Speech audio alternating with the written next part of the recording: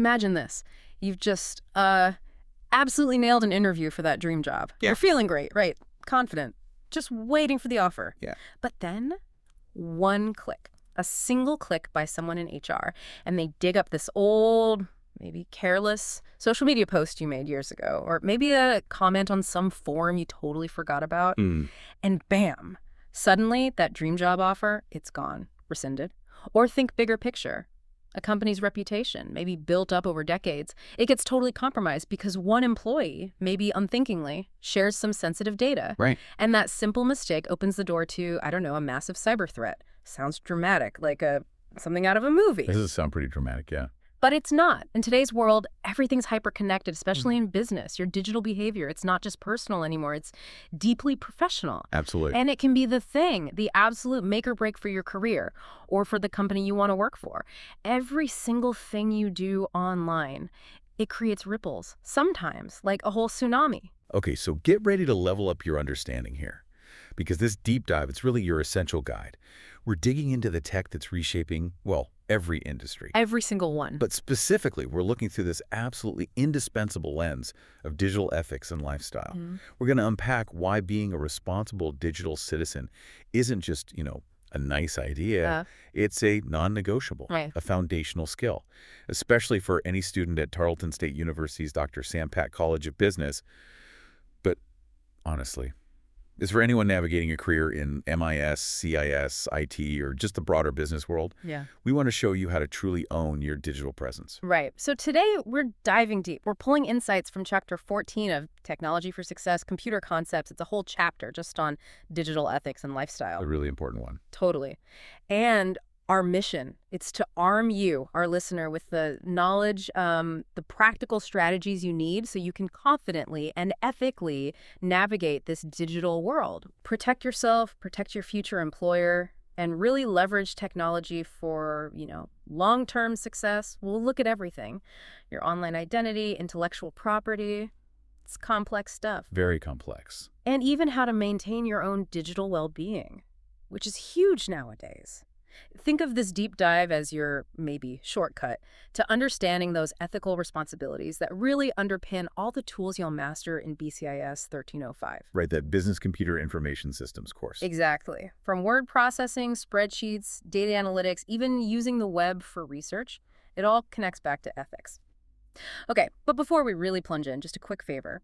If you find this deep dive valuable, and we're pretty sure you will, please take just a second. Like it, subscribe. Maybe share it with a friend. Yeah, especially if they're also trying to position themselves for a great career. For sure. Your support really helps us bring more tips, more crucial insights directly to you. And don't forget to check the description. We've got links to additional resources there that could be, well, a real game changer for your professional growth.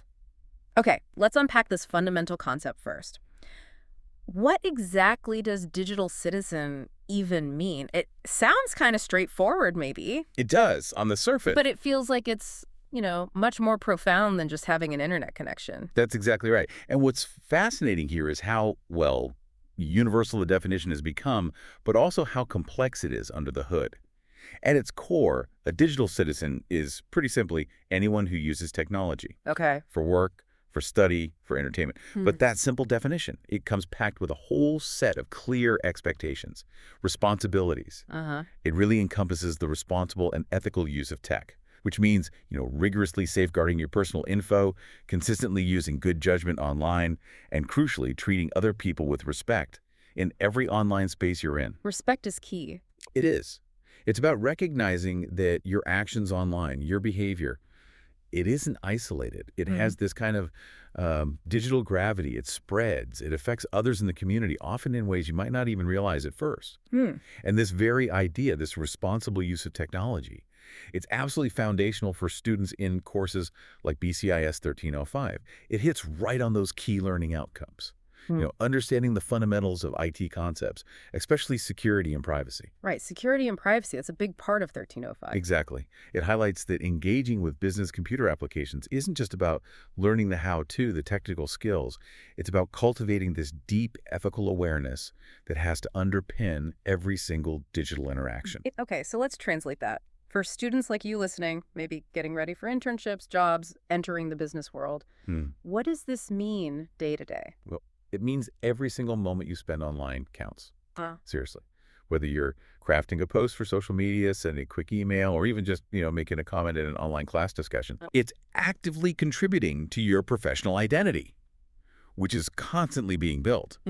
For Dr. Sam Pack College of Business students, this links directly back to those BCIS 1305 outcomes. The fundamentals of IT concepts, security, privacy. Yeah. Employers today, they aren't just looking for someone who knows how to use the software. Yeah. They expect, really demand, a solid baseline of digital responsibility. It's like a prerequisite now. Absolutely. Your digital interactions, they're not just personal anymore. They're like a continuous public audition tape showing what kind of employee you'll be. Okay, here's where it gets, I think, really interesting and maybe a little bit scary for some people. Your digital footprint. Have you ever actually Googled yourself? Like, really look? It could be eye-opening. Totally. You might be genuinely surprised, maybe even shocked by what pops up. Your digital footprint is that, well, indelible record. It's persistent, left by everything you've ever done online. Everything. And we're not just talking social media feeds. It's info you put on a website maybe years ago, your browsing history, if it's tracked, online subscriptions, every photo, every video you've uploaded, even stuff you thought was private. Right. Basically, if it has your name attached to it online, it can potentially be found, it can be tracked. It's like this permanent digital shadow that just follows you around, changing with every click. And this raises a really important, maybe slightly uncomfortable question. What does that footprint, that huge collection of data points, what does it actually say about you to potential employers, colleagues, the world? I mean, think about the scale. Roughly 75% of people in the U.S. use more than one social media platform. That means there are just tons of avenues for your footprint to expand, often without you even realizing it or having full control. Wow, 75%? That's a lot. It is. And this isn't just casual stuff. It has huge professional implications. Employers, especially in competitive markets like the DFW tech and business sectors, they heavily emphasize a professional online presence. They really check. They absolutely do. The stats are pretty sobering. Something like 80% of employers Google candidates. Just standard practice now. 80%. Yeah. And here's the kicker. Around 35% of those employers decide not to make job offers because of what they find online. A third of them.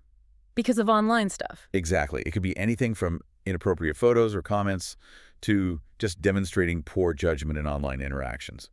So this isn't some abstract worry about privacy. It's fundamentally about your personal brand, your professional brand. Yeah. Especially when you're learning to, integrate business software applications, use web tech for ethical business research, core things you cover in BCIS 1305. Your digital footprint is part of that package. It really is your online resume, in a way. In a very real way. And the long-term impact. We often don't grasp it. Like the Library of Congress, they started archiving all public tweets back in 2010. All of them. Wow. Think about that. Something that felt totally temporary when you typed it. It's now part of this permanent public record. It means mistakes you made online years ago, maybe as a teenager, could literally follow you and impact professional opportunities decades later. That kind of erodes the idea of a fresh start, doesn't it? It really does. That traditional right to reinvent oneself, to learn from mistakes without them casting this permanent shadow. It's much harder in the digital age. And this permanence, it impacts mental health, social mobility. We're really only just starting to figure out the full consequences. That idea of a permanent record, it's actually quite chilling when you think about it, isn't it? So the takeaway here seems absolutely critical. You have to think twice, maybe 3 or 4 times. At least. Before you post anything, you wouldn't want the whole world to know. Not just today, but like forever. Because, as one source put it really well, the internet may be the longest relationship you ever have. That's a powerful way to put it. Yeah, your digital footprint. It's effectively permanent. It's not like pencil you can erase. It's more like getting a tattoo on the internet. Right. Once it's there, it's incredibly hard, maybe impossible to remove completely. Very difficult. So to manage this, you need to be proactive, right?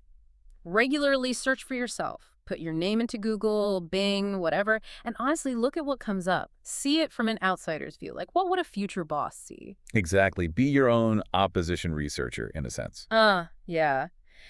And this proactive management, it ties right back into BCIS 1305's focus on business-oriented utilization of the internet.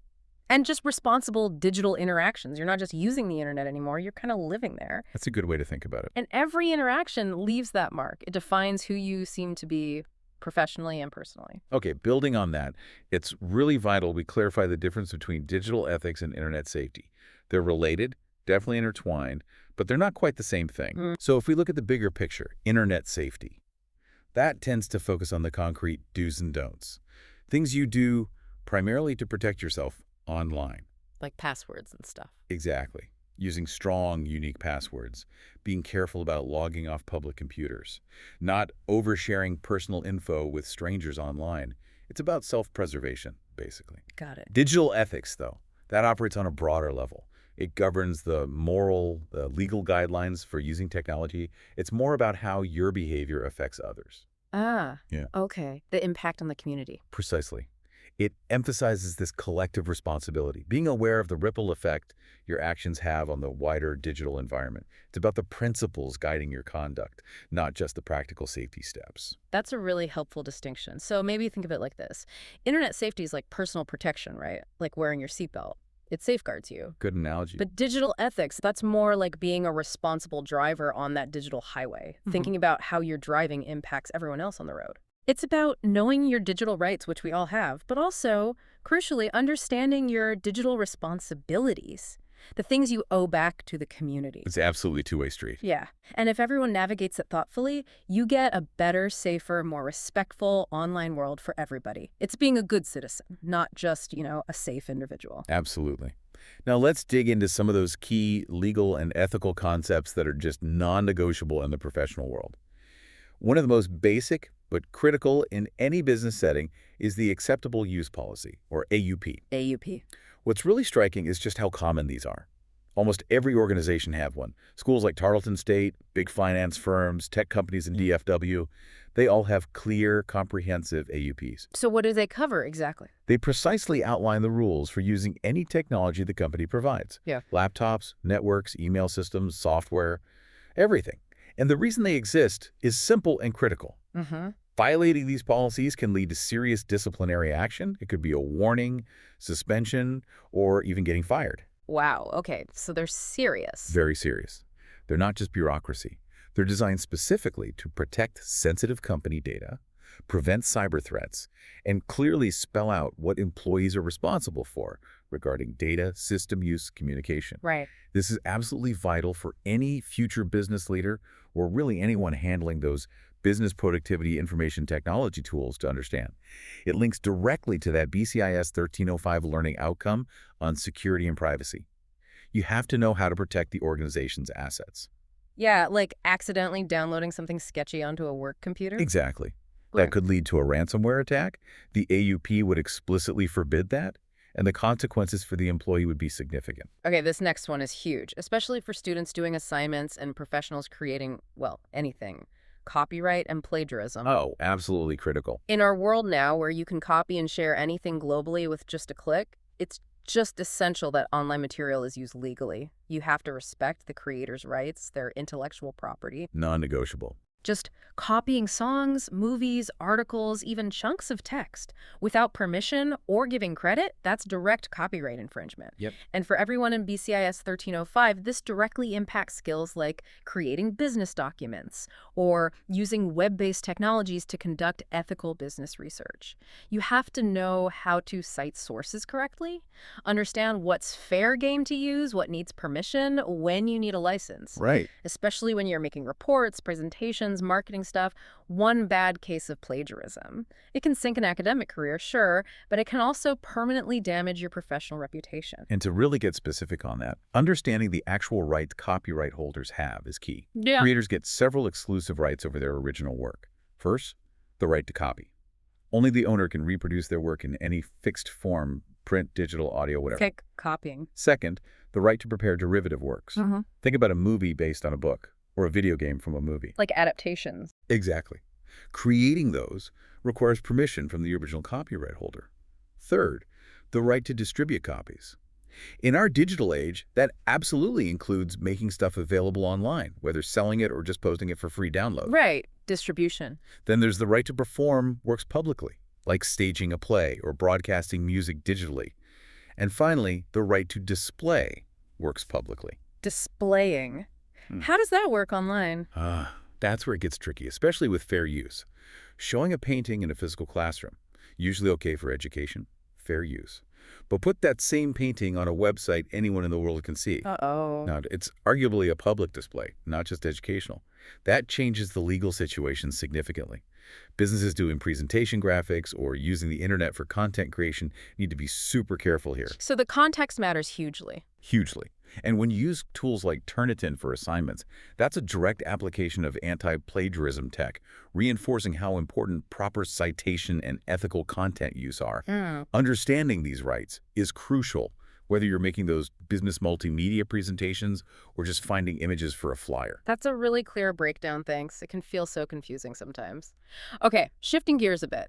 There's another really crucial issue that maybe doesn't get enough attention: the digital divide. Yes, very important. This is that gap, right, between people, households, even whole regions, based on their access to technology and their ability to actually use it. Exactly. It's about access to ICTs, information and communication technologies, and effective internet use. Yeah. Not everyone has reliable high-speed internet or capable devices or even the digital literacy skills needed today. And that gap has real consequences. Huge consequences. It impacts education, job opportunities, even just participating fully in society, accessing online learning, essential services, everything. Yeah. Recognizing this divide is a really important part of digital citizenship, especially for future business leaders. You might even see it in your own student life, maybe in group projects. Oh, definitely. Sometimes collaborating is tough if someone has spotty internet or an old laptop. Right. And in the business world, good companies try to bridge this gap. Maybe they offer loaner laptops, help with internet costs, provide digital skills training. It's about ensuring everyone has a fair shot. It's really about equity. Fundamentally, yes. Preventing a kind of two-tiered digital society. And that idea of everything being connected leads us right into the Internet of Things, or IoT. Ah, IoT. Heard a lot about this. Smart everything, right? Pretty much. It's this massive network of everyday objects, smart speakers, thermostats, fitness trackers, smart lights, even office equipment that have sensors, software, and connectivity built in. They talk to each other and exchange data over the Internet. Super convenient, potentially. Undeniably convenient. Huge potential for efficiency. Data collection. But, and it's a big but, the explosion of IoT raises major privacy and equity questions. And security risks. Huge security risks. For businesses deploying smart devices, this is critical. Imagine a smart factory using IoT sensors. A breach could expose trade secrets or even shut down production. Wow. Or in retail, smart shelves tracking customers give amazing data for data analytics, but also raise surveillance concerns. Integrating these devices into company systems means securing every single connection point. From the tiny sensor up to the main server. Exactly. The risk of data breaches, unauthorized access, these devices being used as entry points for bigger attacks. It's a massive cybersecurity challenge and a key concern for anyone managing IT systems or dealing with data. Okay, so let's bring all this back to you, the listener. Being a responsible digital citizen, it means you have rights, sure, but those rights come with responsibilities. It's definitely a package deal. It's absolutely a package deal, a two-way street, as you said. The respect and protection you expect for yourself, you have to extend that to others online. Precisely. And your digital rights, they're pretty comprehensive. They mirror fundamental human dignities just in the online world. You have the right to freedom of expression, obviously. Yep. The right to privacy, protection from unwarranted snooping, the right to get credit for your personal works, respecting intellectual property, the right to digital access, aiming for everyone to get online equitably. You also have the right to your identity, controlling how you're seen online, and the right to assemble online, form communities, share ideas. These are fundamental. But then the responsibilities. Exactly. Equally critical. You have a responsibility to report bad behavior, bullying, harassment, identity theft. Don't just scroll past. You must cite works properly, follow copyright rules. Right. You have to download materials legally, support creators. You need to keep your own data safe from hackers, strong passwords, good security habits. Importantly, don't falsify your identity. That leads to trouble. Yeah, don't pretend to be someone else. And always, always comply with laws, regulations, codes of conduct online. These aren't just suggestions. They're foundational. For protecting yourself and in your future career, protecting the organizations you work for, It loops right back to the security and privacy focus in BCIS 1305. That's a really thorough list. It really hammers home that responsibility isn't optional. It's like an active duty you have online. Okay, let's shift into practical skills now. Let's talk netiquette, Ah, yes, Netiquette. which is just a mashup of network etiquette, right? Basically online manners. That's it. And in a world where, I saw a stat, like 23% of adults admit they've shared fake political news, and where misunderstandings are so easy without seeing someone's face or hearing their tone, good netiquette is like a superpower. It really is. It helps you communicate professionally, respectfully, emails, social media, blogs, forums, Yeah. everywhere.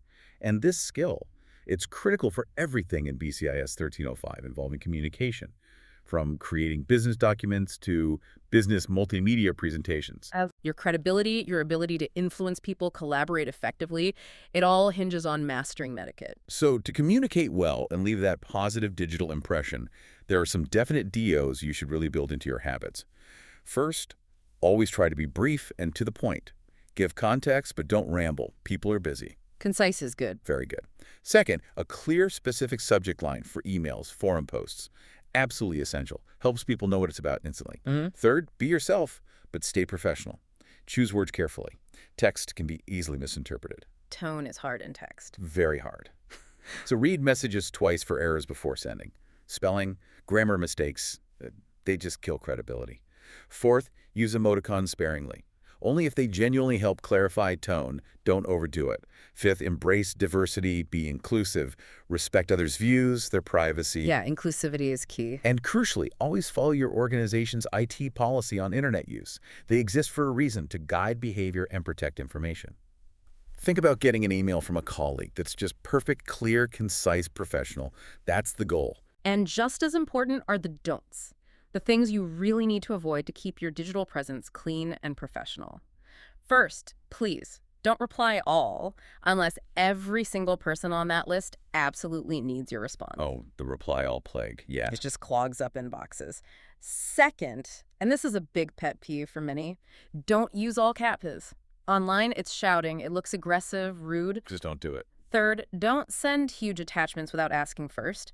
Use cloud storage like OneDrive instead, something you might explore in BCIS 1305 for file management. Much better practice. Fourth, don't be a flame. Don't start online fights, spread rumors, slander people, or just complain excessively. It's toxic. Fifth, don't just forward messages without thinking. Read it. Decide if it's necessary and appropriate first. Sixth, don't go crazy with hashtags, maybe 2 max, short relevant ones. Keep them meaningful. And most importantly, respect the law. Always. And follow that simple rule of thumb. If you wouldn't want your grandma or your boss to see it, hear it, read it, then just don't post it, period. Think about these netiquette rules in a real-world context. You're creating business documents, using word processing for a client. You're writing emails to your team. You're preparing business multimedia presentations for stakeholders. Right, all core business tasks. Every single communication needs to follow these principles. It's how you build credibility, earn trust, foster collaboration, both as a student here at Tarleton State and definitely as a professional out in the DFW business world.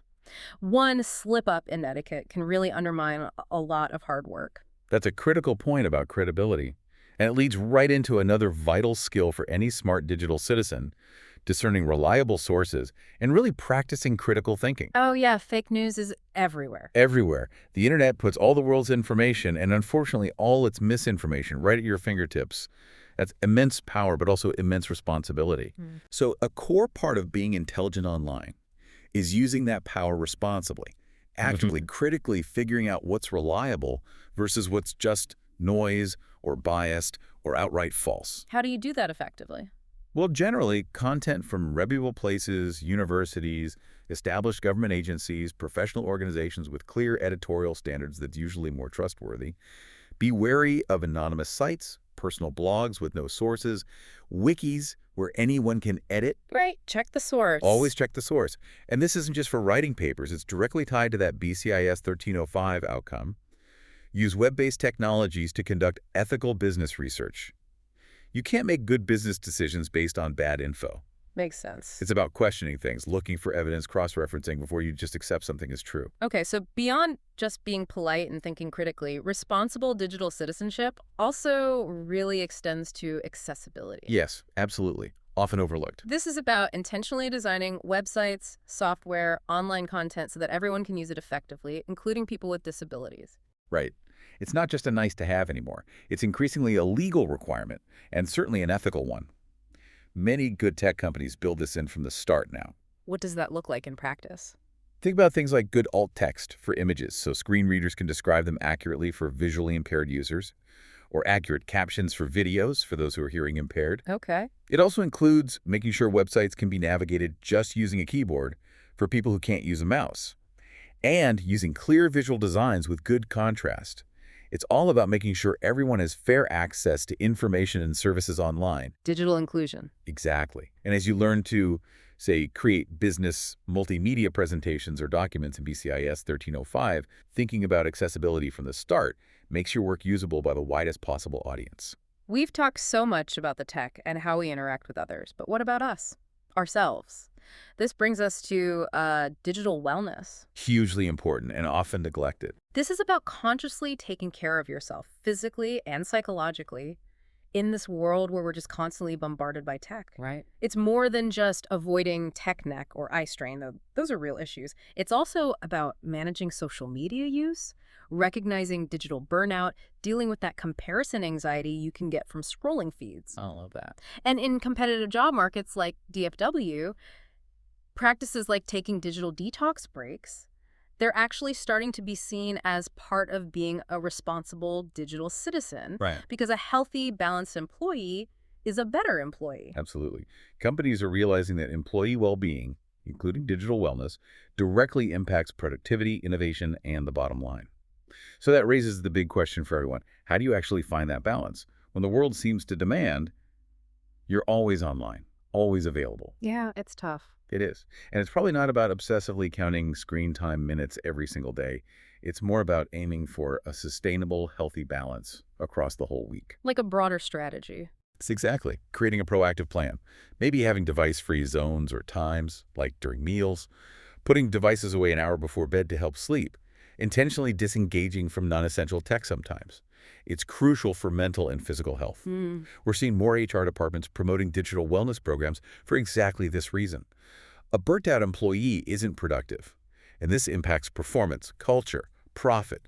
It's vital for students, future leaders, especially in fields like MIS, ECIS, IT, where you're looking at screens a lot. And just to get more specific on some healthy practices, think about taking short breaks every hour. Just get up, stretch, look away from the screen. It helps prevent eye strain, sure, but also repetitive strain injuries in your hands, wrists. Yeah, those are real. Very real. Using ergonomic setups, maybe a standing desk if possible, can help a lot with posture, back pain. And those digital detox breaks we mentioned, even short ones, can seriously improve sleep, focus, reduce anxiety, make you feel more present. It's not just for kids then. Absolutely not. These are vital, proactive strategies for anyone navigating demanding professional roles with lots of digital work, prioritizing your digital wellness.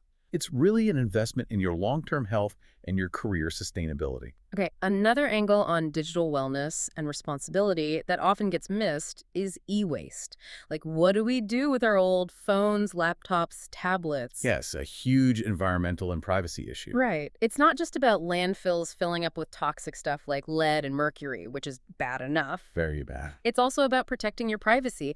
You can't just toss an old hard drive or phone in the bin. You have to securely wipe all your data first. Absolutely essential. Leaving personal photos, financial info, maybe sensitive work documents on a device you get rid of. It's like leaving your front door wide open for identity thieves or even corporate spies. A massive risk. So this really touches on those broader fundamentals of information technology concepts, thinking about the whole life cycle of hardware, its impact, and the security needed even after you stop using a device. Look for proper e-waste recycling programs. Many places offer them now, ensuring safe disposal and data destruction. Okay, let's shift focus now and dive a bit deeper into intellectual property rights. IPR. This is incredibly important in our digital economy. IPR, okay. So, intellectual property. It refers to owning intangible things, not physical objects, but ideas, designs, symbols, writings, creative works, including digital media, software code, even business methods. Intangible goods. Exactly. And unlike, say, a stolen car, if an idea or a piece of digital content gets stolen or copied without permission, It's incredibly hard to get its value back, control where it spreads, even prove you owned it in the first place once it's out there. In the digital age, copying is just so easy, so cheap. So balancing the rights of creators with fair use for users, for innovation, education, commentary, it's this constant, complex challenge. So IPR is meant to protect creators. Yes, fundamentally. It incentivizes creativity and innovation by giving creators exclusive rights for a time so they can benefit from their work. Without those protections, there'd arguably be less incentive to create new things. Okay, so if I'm getting this right, your intellectual product has two parts. There's the intangible idea, like the brilliant strategy in your head. Right. And then there's its tangible expression, the actual report you wrote, the slide deck, the software code, the digital file. Precisely. And copyright mainly protects that expression, not the underlying idea itself. Generally, yes. That distinction is fundamental, especially for skills like creating business documents or business multimedia presentations in BCIS 1305. You need to be super mindful of using other people's expressed content ethically and also understand how your own original work is protected once you express it. So you're both a consumer and a creator. Exactly. You need to be responsible on both sides. And given how easy digital copying is, various technologies have popped up to try and protect IP. Digital rights management, DRM, sometimes called electronic rights management systems, ERMS is a big one. DRM, heard of that? It's basically a set of technologies designed to enforce copyright. They work by identifying content, controlling who can access it, maybe how many times, whether it can be copied or printed. Setting limits. Exactly. Protecting its integrity so it can't be altered. And often ensuring payment is made. This usually involves things like user IDs, passwords, license agreements you have to click through. Ah, the license agreement. Those are a form of DRM, yes. Specifying how you can use the software or content. Right. You probably run into DRM all the time without thinking. Downloading music, streaming movies. That's DRM controlling usage. Very often, yes. And besides DRM, are there other tech measures? Oh, yes. Cryptography is key scrambled info during transmission, so unauthorized people can't read it. Think secure websites, VPNs. Okay, scrambling data. But remember, that mainly protects data in transit. Data at rest, stored somewhere, needs different encryption. Then you have digital watermarks. But watermarks, like on photos. Similar idea, but often invisible. Unique identifiers embedded in files carrying ownership info helps track content. Digital signatures are different. They verify a document's authenticity and integrity. Like sealing a letter digitally. Proving it's real and wasn't changed. Exactly. And electronic marking can automatically tag copies of documents to track where they go, maybe find leaks.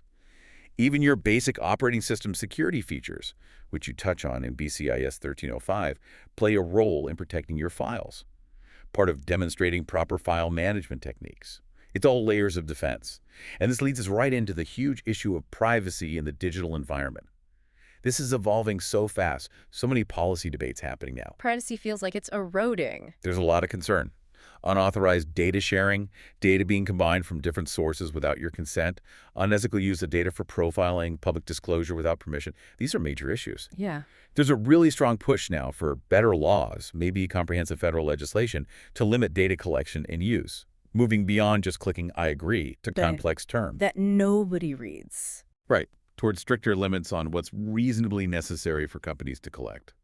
And a big focus now is prohibiting discriminatory uses of data, preventing algorithms from having biased outcomes. Like in job applications or loans. Exactly. Preventing disparate treatment or adverse disparate impacts in really crucial areas like employment, housing, healthcare, education. It's about digital justice, protecting individual autonomy from constant profiling, and making sure tech doesn't just amplify existing inequalities. So beyond the big companies and laws, we as individuals have a direct role in our own privacy and security, right? Absolutely. You are the first line of defense, often. And this isn't just abstract stuff. It's everyday practice, like passwords. They need to be strong. Non-negotiable. We're talking 10+ characters, VIX of uppercase, lowercase, numbers, symbols. And don't use obvious stuff. Never. No family names, birthdays, pet names, common words. Hackers try those first. And critically, never save passwords in your browser or on your device unsecured. Use a reputable password manager instead. Okay, password manager, good tip. And enable two-factor or multi-factor authentication everywhere you can. That extra layer makes a huge difference. These basic steps directly hit that BCIS 1305 outcome. Describe the fundamentals of information technology concepts, security and privacy. It starts with you. Okay, this brings us to something really crucial, I think, Yeah. and maybe easily overlooked online: empathy. Empathy in the digital age. Yes. So important. Because so much communication now lacks, facial expressions, body language, tone.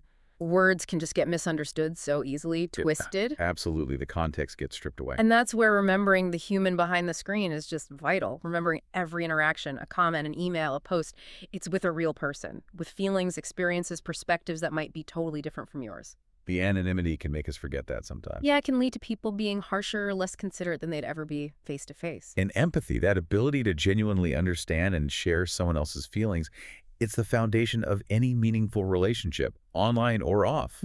It becomes even more critical online, precisely because we lack those nonverbal cues. Our words, especially written ones, can land much harder than intended or be taken completely the wrong way. So how do we cultivate that practically? Well, a few things. First, just pause before you post. Seriously, take a beat. Think. How might this land with someone else? Could it be misinterpreted? Could it hurt? Second, choose words carefully. Avoid sarcasm. It rarely translates well in text. Aim for positive, constructive language. Okay, pause and choose words. Third, practice active listening, which online means fully reading and understanding before you jump in to respond. Show respect for their input. Fourth, offer support when you can. Help make the digital space more positive. And finally, know when to report or diffuse negativity. If you see bad behavior, report it. Or if you feel able, maybe gently steer the conversation back to being respectful. Be part of the solution. Exactly. This kind of proactive empathy builds healthier online communities, and it makes discussions like this deep dive feel more relatable, less like just listening to a textbook. And building on empathy, digital kindness also means actively building inclusive online communities. It's not just about avoiding being mean, it's about consciously creating spaces where everyone feels welcome, valued, respected, no matter their background or viewpoint. That proactive inclusivity is vital, Yes. especially for collaboration and innovation. Definitely. And that involves a few key things. First, ensuring diverse representation. Actively seek out and amplify different voices and perspectives. Don't just stay in your own echo chamber. Second, encourage respectful discussions that genuinely appreciate differences. Healthy debate is good. Shutting people down isn't. Okay. And critically, have zero tolerance for discrimination.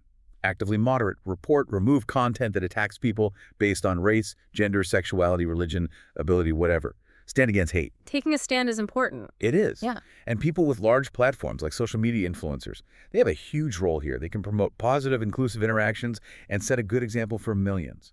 Businesses, too, are realizing diverse, inclusive online spaces, internal and external, are good for business. And as tech keeps changing so fast, the ways we foster empathy will probably change too, right? Oh, absolutely. We're seeing some really interesting trends.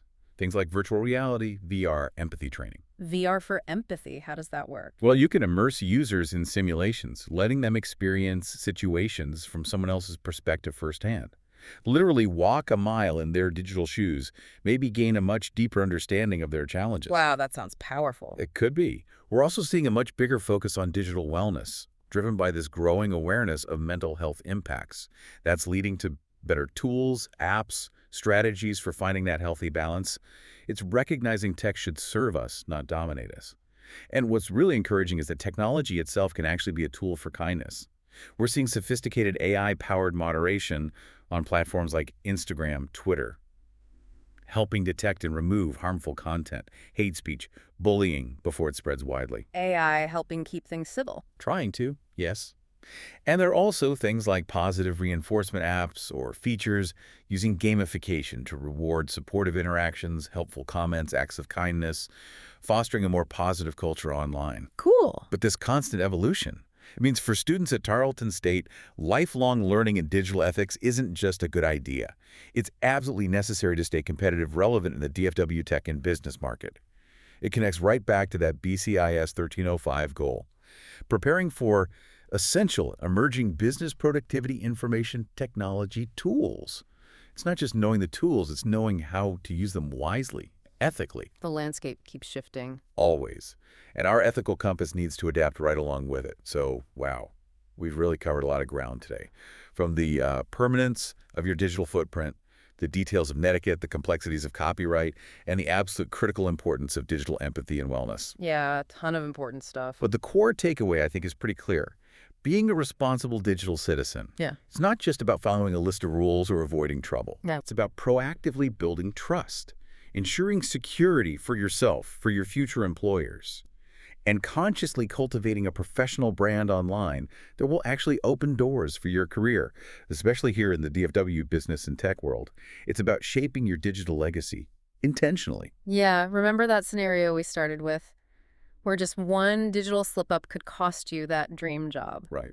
By actually applying these principles we've discussed, really understanding your rights and responsibilities, practicing great netiquette always, valuing your digital wellness, protecting intellectual property, you're not just dodging those bullets. No. You're actively, intentionally creating this positive, powerful digital identity, one that aligns with who you want to be professionally in the business and tech world. These aren't just nice-to-haves. They're foundational skills for success, for leadership even. We really hope this deep dive has given you a clearer map, some practical tools to navigate this complex digital world more confidently. If you found it valuable, please take that second now, like, subscribe, share it. Your support really does help us keep bringing these insights out. It does. And don't forget, check the description. More resources linked down there to really boost your understanding and career readiness. And before we sign off, maybe just leave you with this thought. How will you, personally, use your understanding of digital citizenship? Not just to get by, but to really thrive in this digital economy. What's one conscious choice you can make today, right now, to strengthen your digital footprint and maybe contribute to a kinder, more ethical online world? Because the future of business, it isn't just about what you know, it's about how you apply technology responsibly and ethically to make things happen. Thanks so much for listening.